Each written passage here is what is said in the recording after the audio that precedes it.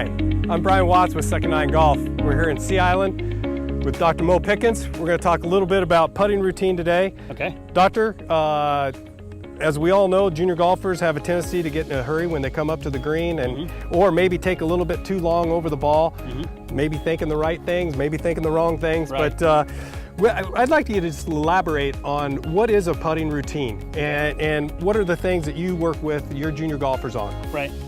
Yeah, so one of the things is, there's a lot of information about routines and you can read a lot, but unless you really kind of go through and understand, you can kind of make things too laborious that don't need to be, and you don't know what's important. So let's just kind of go through it. So literally I've hit the ball up here. The first thing I'd do is I would come up, mark the ball, and this would basically start what I refer to as refocusing. And you can kind of read about this in the books and stuff, but refocusing is just simply figuring out the math problem in front of me, because every shot is like a math problem. Absolutely. Math problems are separate and they're unemotional, and that's the way we want to treat golf shots. So the first thing I would do is just get into figuring this out. So I would look at it from behind. I might come to the side here.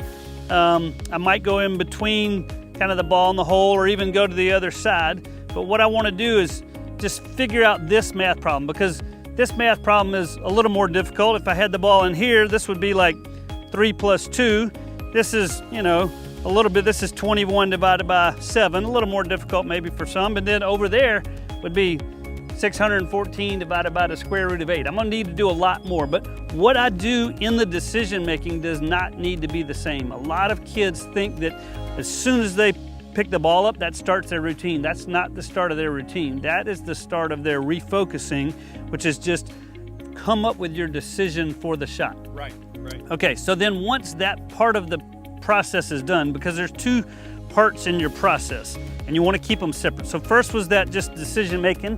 Whoa, slippery greens, good fast greens here in Sea Island. So then I put the ball down, and then now I would be back and I'm ready to go. And I would always have my kids stand with their feet together. And then once I start walking in, that's gonna be the start of my routine. Great. So prior to that, I do not have to be consistent, because again, it depends on the difficulty of the putt and the different factors. But then once I start, I wanna do the same thing every time. So we'll just go through my routine. So the first thing I would do is just walk in, and I always have my feet kind of staggered like this. I set the putter in and kind of take a look to make sure I get this line. If I need a few more looks here, that's fine. But then once this left foot comes up, I'm always gonna take one more look, come back, and then putt it, right? And so for me, my routine is basically, I'm gonna figure out what I need to do. That's the math problem, right? I got that done, and then I'm completely separate, and now it's just walk in and go through the actual routine. And the routine has 3 components to it. What you could see me doing was my physical routine, right?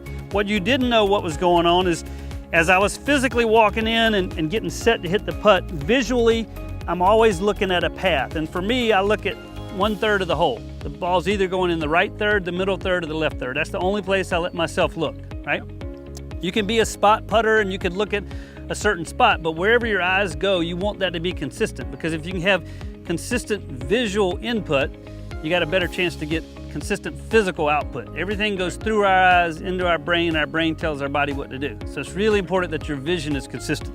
And then the other thing you couldn't see is my mental routine. So mentally I'm coming in, I'm just lining this putt up, but right as I'm coming back here, all I'm thinking about is just smooth. And I'm focusing on what I can control, which is just a smooth stroke versus trying to make the putt or trying to not miss the putt, So some of my guys, like Nick Watney, he's a counter. He counts through his routine, right?